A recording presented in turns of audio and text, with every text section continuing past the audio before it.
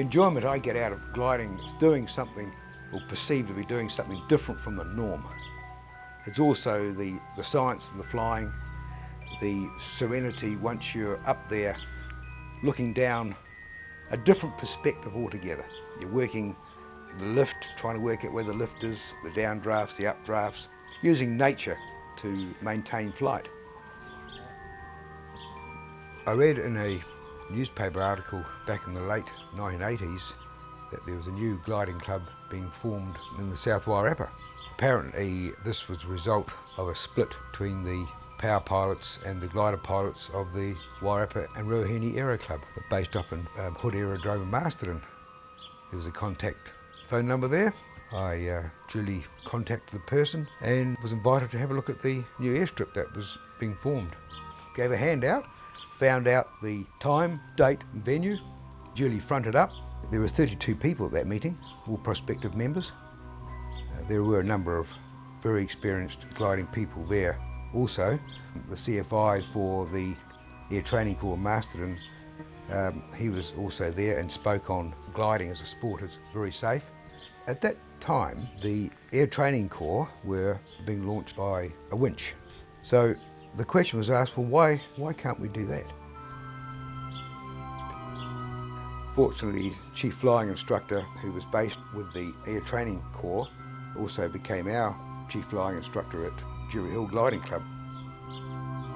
Winch launching was really quite something. The early days of winching, of course, was a lot of trial and error. Most of us were learning on how to do it and didn't really have much idea. But however, we got it sorted, and I must admit we got very good at it because we tried all sorts of ways of doing things. The first winch we used was the Air Training Corps winch. That was a 6-cylinder Valiant Hemi engine. The OTC in Masterton got away from the flying aspect. In fact, they had sold their K7, which was glider Delta Tango, and of course the winch was just left there doing nothing. Jim Bicknell negotiated to purchase that, and Julie did, and now we've got it back in storage. The operation with the ATC was with a moderately powered winch. It really wasn't powerful enough, but it could get the glider up to 11 or 1200 feet. I had agreed to do 3 flights with them, and after the first one I was in a slight state of shock because the takeoff was very much like a pilot would experience with a steam catapult off an aircraft carrier. You were thrown back into the seat and surged forward and then up into the air. And that was really invigorating. Had I not agreed to take a number, that first one would have been the last one. And I find that a lot of people have the same reaction today. It's an adrenaline rush, and it's really amazing how quickly you leave a little pasture and the next moment you're really looking out over most of the Wairarapa or wherever you happen to be flying from. The setup at the Wairarapa and Ruahine Aero Club was that they were largely pioneers in the gliding movement too, and a number of those early pilots, while they did have power flying experience, were also very interested in gliders because gliders could utilise the wave conditions that are prevalent here. Douglas Yarrell still holds the gain of height record for New Zealand, and that was set here just a few miles away in the Tauruas.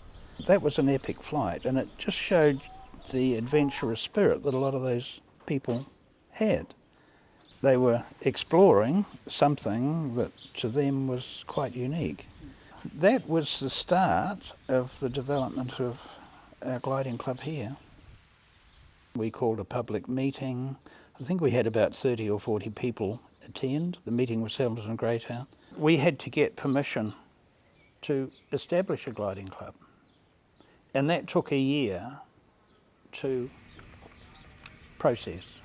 There's a movement known as Gliding New Zealand, which holds a charter from civil aviation. So we had to work through parts of that charter to be recognised as an affiliate member of Gliding New Zealand. And there was quite a lot of paperwork. Quite a few of the Gliding New Zealand officials came and visited the site and had a good look at it. In the process, the Wairarapa and Ruahine section of gliding was dying, and that was a little bit painful to see, but that just developed, or stayed, should I say, as a power flying club, and the gliding operations shifted to this site. Jim Bicknell, who was flying up there with the glider pilots at that time, has a dairy farm down in the Papawai area, which is just east of Greytown. Suggested, well, yes, he could use the farm. The ground would have to be levelled, fences taken out, and runways built and put in there. Well, I've more or less retired from farming now. It was possible to run a dairy farm and have a gliding strip on it. Some people thought it wouldn't work. So this area is alluvial flat, so there were one or two old river channels through it that we had to sort out. We had to shift one or two trees. That gave us a bit over 3,000 feet of runway, which was sufficient for a winch launch. There was a river channel just to the north of the hangar site, and that was filled in and levelled off, and that gave us close on 5,000 feet of runway. I think if you wanted to set up an airfield anywhere in the country now, unless you were well away from habitation, people would raise objections. Now, we were one of the first airfields when the resource consent came in, and we didn't have any problems at all, except several people did object to the fact that we were going to operate noisy aircraft. Well, we weren't. Vern Grant is our current chief flying instructor. He's a BCAT instructor. He's also a secondary school teacher based at Kirinuri College here in the South Wairarapa, like in Greytown. We come down to the club every weekend that we can in terms of flying weather, and if we're not here flying, we'll be doing some maintenance work on the grounds or on the actual aeroplanes. I started flying in 1991. It's a real passion of mine.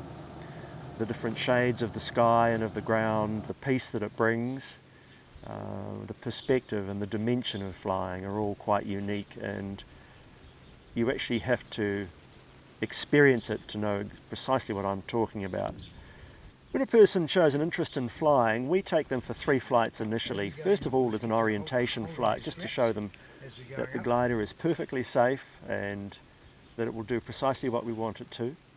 On the second flight, we will get the student perhaps to have a hands-on approach for a minute or so of straight line flying in the sky, so that they can see that there's actually not much involved in flying a glider in a straight line. Third flight, we might do some mild aerobatics, just to again reinforce the fact that the aircraft is incredibly robustly built, and they're in a very safe sport. One of his duties as an instructor is to teach students the principles of flight. Okay, Laura, we have here a glider. It's actually a giant bird without an engine. And so we need to look at the laws of physics to understand how it can actually stay up in the air and move through the air. Okay, so if you look at the wing profile, the top of the wing has got a bigger curvature to it than the bottom. When air is forced to move faster over a plane, or a flat surface in other words, the air pressure is decreased. So what you have is a differential in air pressure.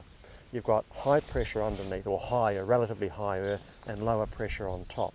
Now that's actually going to then force the wing up. In terms of flying in the air, 3 main control surfaces, and we have access to all of these through the control column here and the rudder pedals.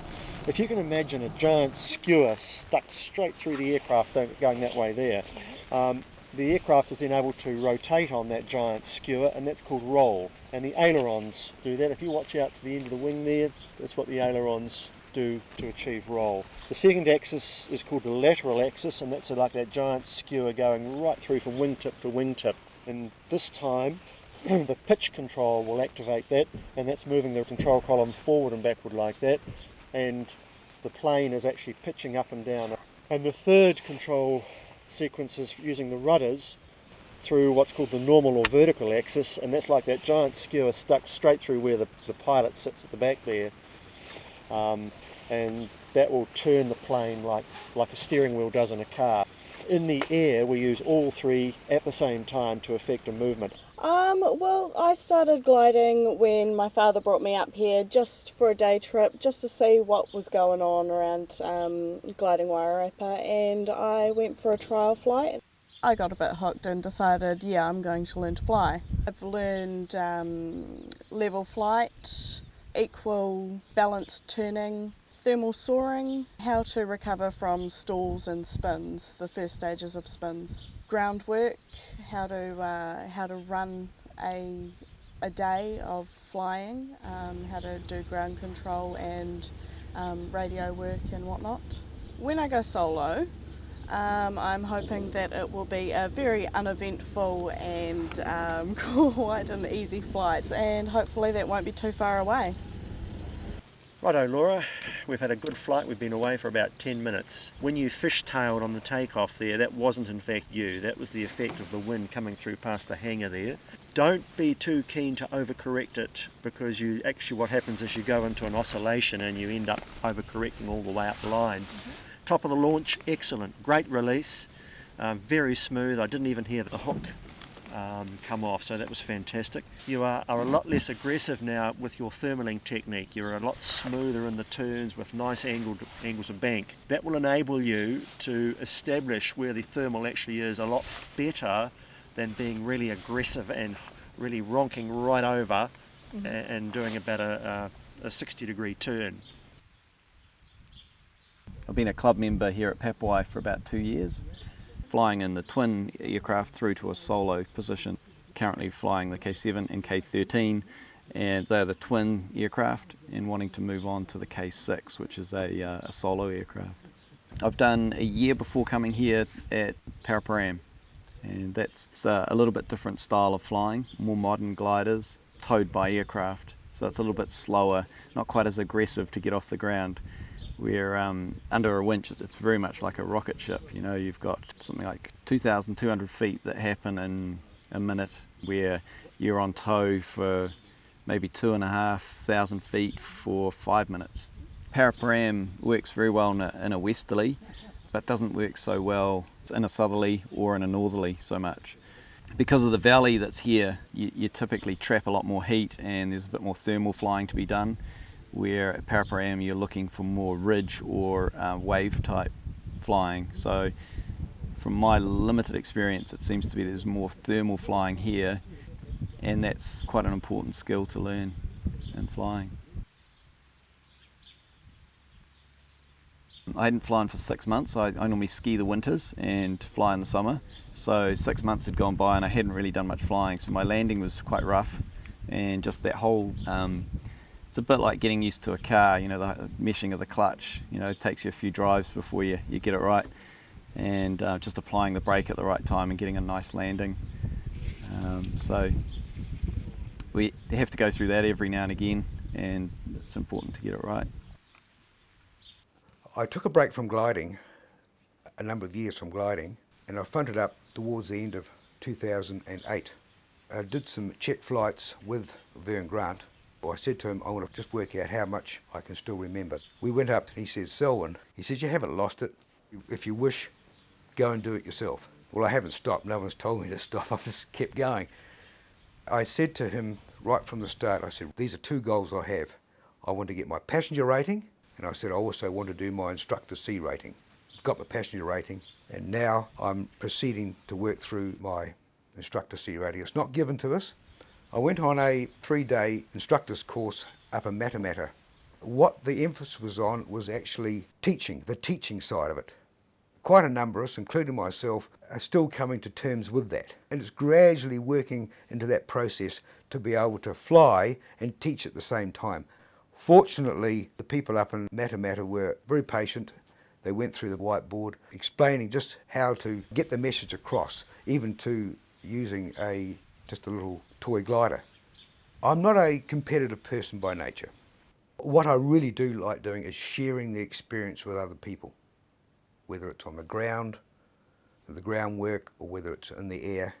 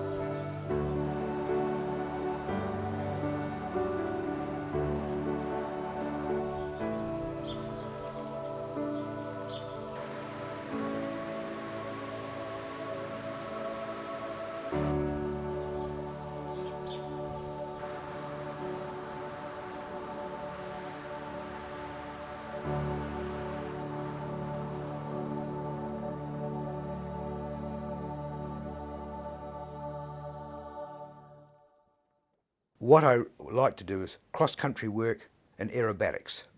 I've been shown some basic aerobatic manoeuvres and thoroughly enjoying it. Good fun, it's really invigorating, and I would like to just move on to that, not in a competition way, just do something different. Well, I've been shown chandelles, or in other words, wingovers. Having done my checks, I proceed to push the nose of the glider down, climb the speed up to about 65 to 70 knots, and then gently pull the glider up to vertical at the same time, going into a hard left rudder. I roll the aircraft over to the left, and then once I'm pointing at the ground, then of course I just gently pull back the stick and go back into level flight. I think we had about 30 members when the club came together. That may have risen up to 35. Once the club, or the gliding members, decided that they wanted to do something, it just grew like a mushroom. Somehow I had an interest in flying, probably due to my father. It was actually my parents that first told me about the Walsh Scout Flying School. I was in the Scouts at the time, and this was the very first one. In fact, it was experimental. It was up at Matamata. I was 17 at the time. I went solo, had a ball. What I do remember is the expertise of the instructors there. At least 3 of them had been ex-World War II pilots, one of them on bombing raids, another was flying Mosquitoes on low-level operations over Europe. I remember first solo, as they say, everyone does. So yes, I've been fortunate. I've actually been back to several of the other flying schools, but nothing is the same as your first school. I sort of came away with that with a buzz for months. I had been to a couple of Scout gliding schools, which I like the laid-back atmosphere. You could still do a lot of things in gliders. In fact, some ways you could do more. I started gliding at Paraparam. At the time, we thought that Paraparam was going to go to Worms. So the club gave me an assignment to actually go around and look at other sites. And somehow I heard about this. I came over here. Jim had just literally shifted the fences the morning I came over. I don't know who decided to build the hangar. We must have been very far-sighted, because as a club, of course, we didn't have any money. The thing I remember about the hangar is several things. I remember the posts.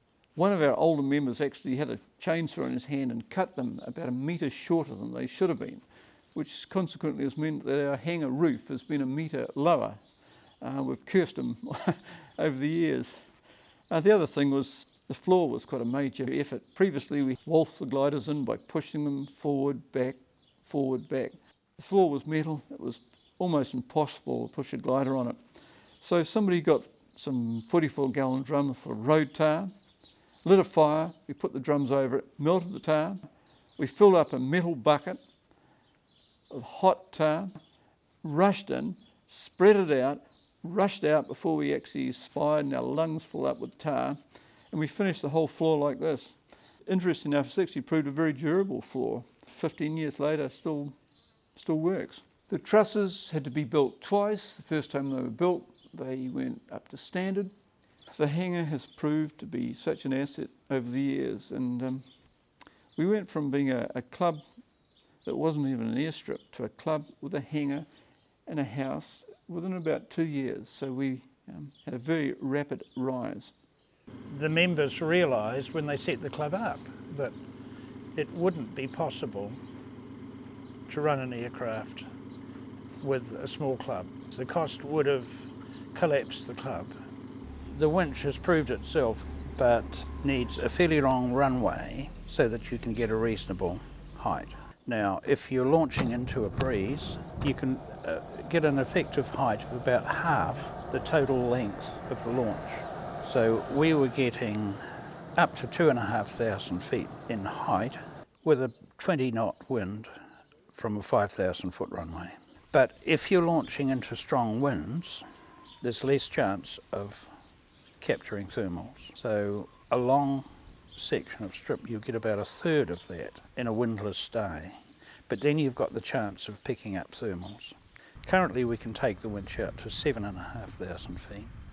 And that, even in moderately windy conditions, lets us get about 3,500 foot. But it certainly makes it easier if we can get launches up to 3,000, even to 4,000. That enables us to range further and find lift or thermal activity. And it makes training easier. And now we're in the process of extending the runways out to about 9,000 feet. And there's also a runway to the west, so we can accommodate the prevailing winds and get some really high launches. This is a pretty good site. In fact, I think it's one of the best in the country because we're on the eastern side of the main range. It's got a microclimate of its own to a large extent. There's a useful ridge if you want to go ridge flying, but there's very little other air traffic through here. And with that I hear an aircraft approaching. But, we've upgraded aircraft, we've altered the winch. The higher launches that we were looking for, and especially with the heavier gliders and the launch speeds, we needed something that was a bit more robust. I got involved on the engineering side with a group of others to build a winch for ourselves, a 2-drum winch, and that worked out very well at the time, but we've been subsequently been modified and changed, and it's now a single drum winch with a pay-on gear. We were using a steel wire at the beginning. We've put on synthetic cable now that's very strong but lightweight. That's giving us higher launches and a safer method of operation. Well, this is the winch driver's position, and it can be one of the loneliest jobs on the gliding strip. We are in radio contact with the glider. This is the throttle, and up here is the load cell display, and that enables the winch driver to monitor the loads that are actually on the glider. Winch launching is really quite something. 1 minute you're level wings there standing still, and then next minute 30 feet down the field you're actually flying. That really is a wow factor for a person who hasn't been in a glider before. A colleague of mine likened it to being in a drag car without the sound. He said it just throws you straight back in the seat and you're away. Once we've given the all out command to the winch driver, all out, all out. The glider proceeds at a fairly rapid rate from 0 in 3 seconds, and you're actually in full climb mode. 50, 60, 60. By that time, you're up to 45, 50 knots, and then rotate the glider into a 30-degree climb until we get to about 200 feet or so, and then we're into a full 45-degree climb. With myself, the whole process in my mind is slowed down, but the person that's the passenger, it's just mind-blowing. I go, wow. 50.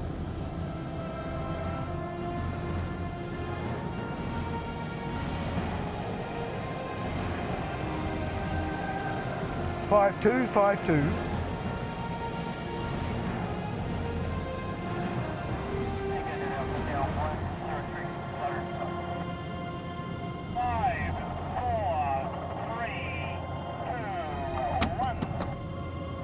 Thank you, Jim. That was 1,700 feet.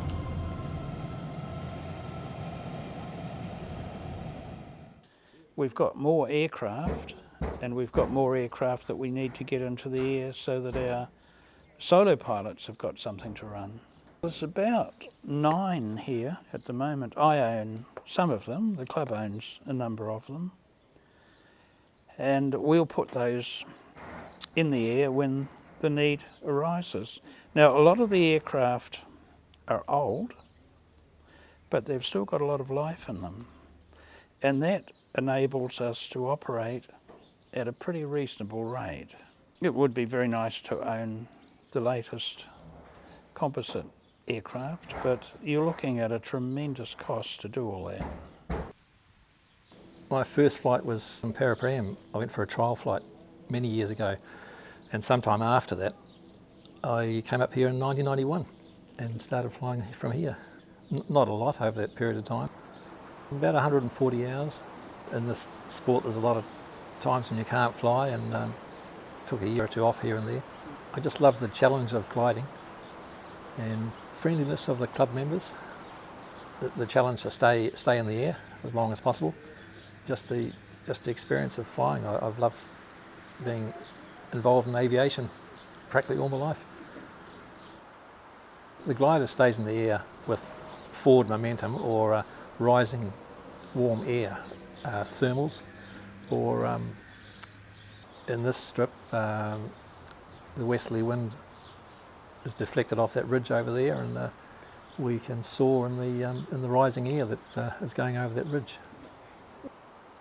The longest flight I've had is from this strip in a single seater, which I've got a half share in, 5 hours and 18 minutes. Most of that flight was in thermals around the Wairarapa, and the last hour or so I was just, when the thermals later in the day, it turned westerly, and I was managing to stay up on that ridge in ridge lift. I haven't done long distances. I've flown from here up to Masterton, across the ranges and down to Featherston and across to Martinborough, just around the local towns. Oh, and Carterton, I've flown over Carterton quite a number of times too. When you're at a certain height, you can calculate what height you're going to lose in order to get back to the airstrip. So you make sure you've got the height to return to your home base. On one occasion I didn't. I landed out in the paddock, but that was okay. It was just south of here, and it was a very smooth paddock actually. You get an indication early with the right weather conditions when you get plenty of lift. I think that long flight I did, I got up to about 6,000 feet from a launch of about 1,600 off the winch. So most of the time I was between 4,000 and 6,000 feet. Later in the flight above the ridge, I got down to about 1,200 feet above ground level. I've belonged to the club for about 10 years since I retired. I'm a survivor of the Blitz. I used to live in near Croydon during the war. We used to be right under the flight path of all the bombers and the fighter aircraft that went over.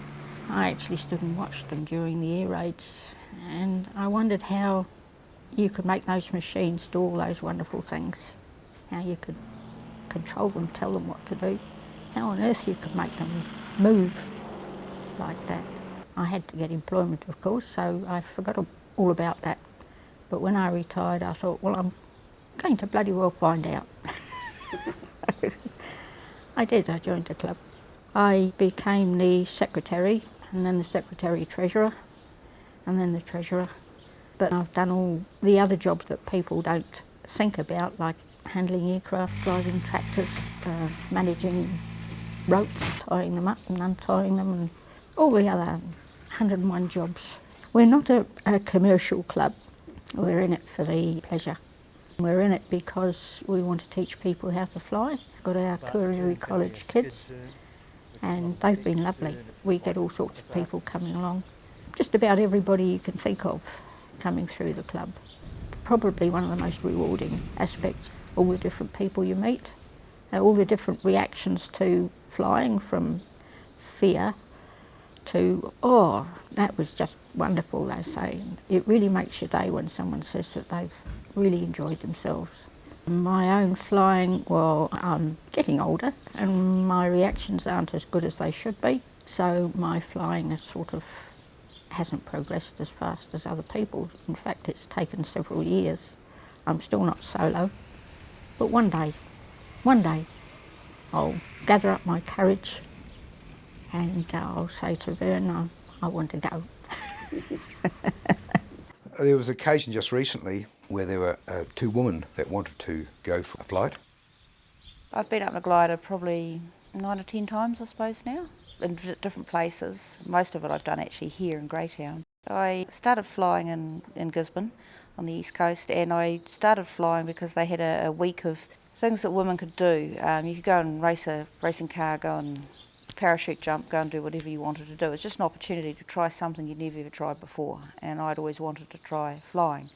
So I went and did a trial flight and got hooked, but it carried on from there and went through, gained my private pilot's licence, joined up with associations like the Air Women's Association for fellowship and that sort of thing. And my career now is also heavily involved in aviation.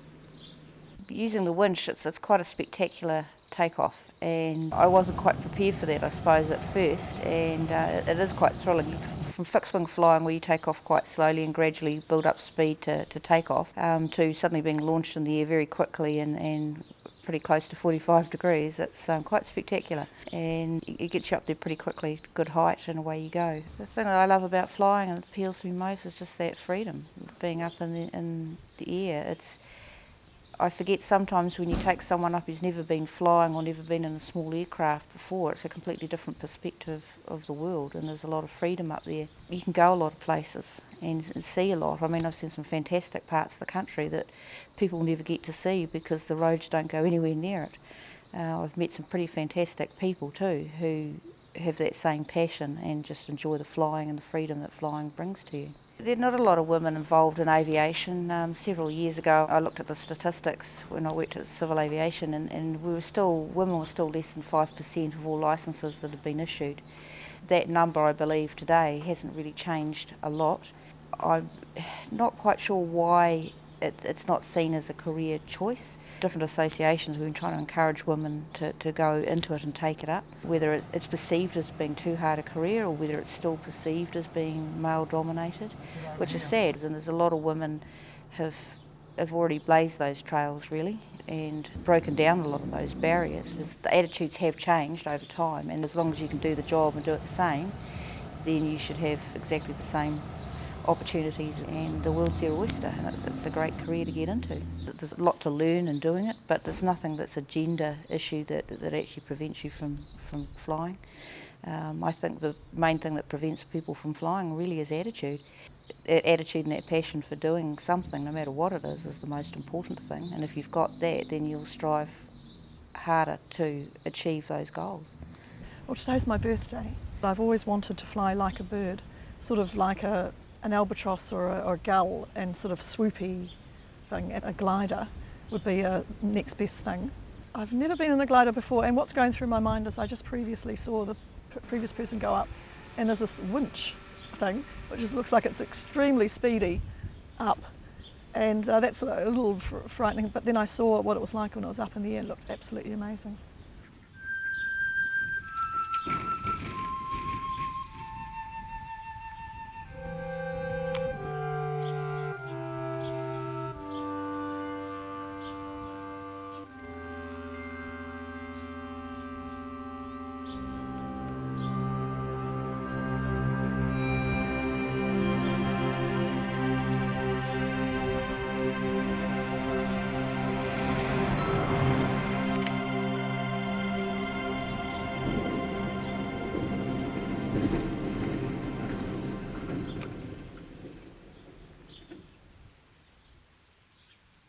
It was absolutely fantastic. I loved it. The takeoff that I was concerned about was just quick and mind-blowing. It was mind-blowing. It was fast. over within a few seconds. I don't think we were gone very long, but it was just beautiful, and I immediately wanted to do it again. It was better than what I expected. It was more, of course the visuals are huge, so everything from the air looks so much more patterned and detailed. But you're used to seeing that out of an aeroplane, but with a glider, it's so small and such a lot of visibility. It was fantastic. All out, all out. Out or out.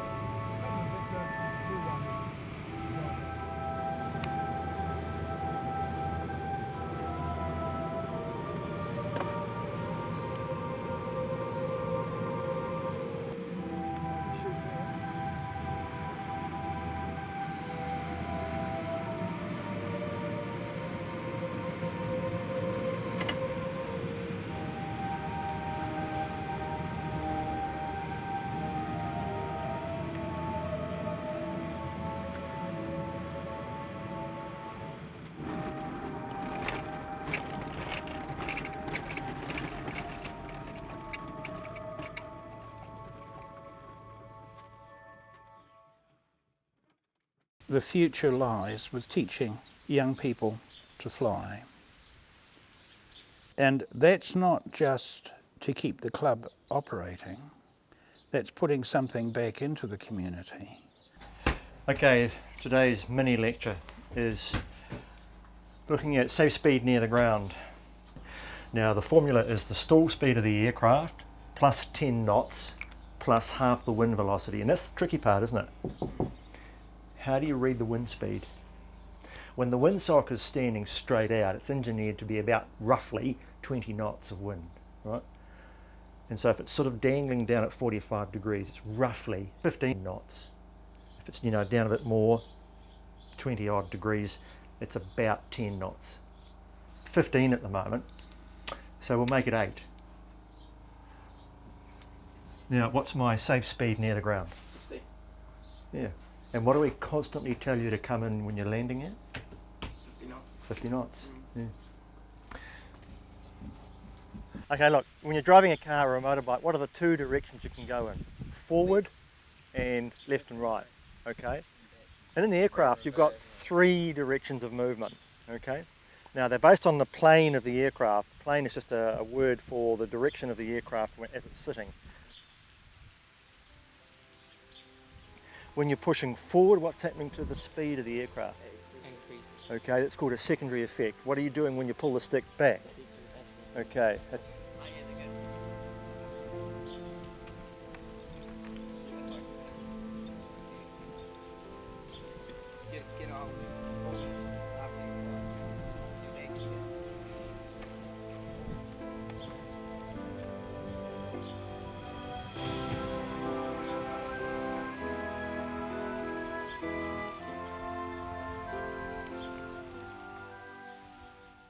Now, the cost of getting a pilot's license today with a powered aircraft is pretty limiting.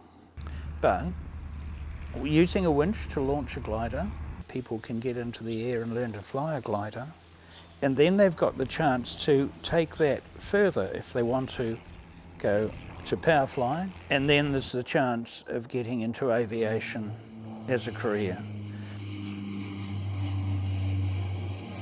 We've put an education trust together, and that's starting to operate, and that's working in conjunction with the gliding club.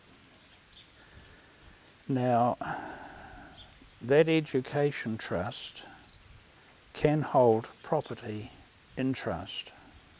So we're making it possible for the trust to hold the land and operate it as an airfield as long as the need is there. If flying operations cease for whatever reason, then the land will come back to the family. But in the interim, while it's still used as an airfield, it'll be continued to be farmed in the manner that we're doing it now. From time to time I get the opportunity to take people up flying, and there are occasions to take trial flights or passenger flights. Every time I go flying, I need to make a decision. Am I going to stay within gliding distance of my airfield, or am I going to go beyond? If I'm going to go beyond gliding distance, then I need to consider rising air within the area that I want to go into, so I can gain height and go further afield.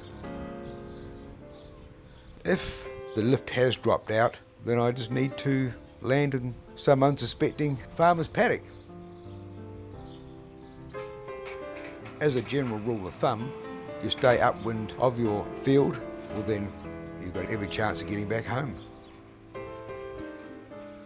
Over the years I've spent some time, a lot of time, training and concentrating on getting things right, and fortunately I've had some very good instructors who have been very patient with my progress in my flying, and now I feel it's time for me to give something back.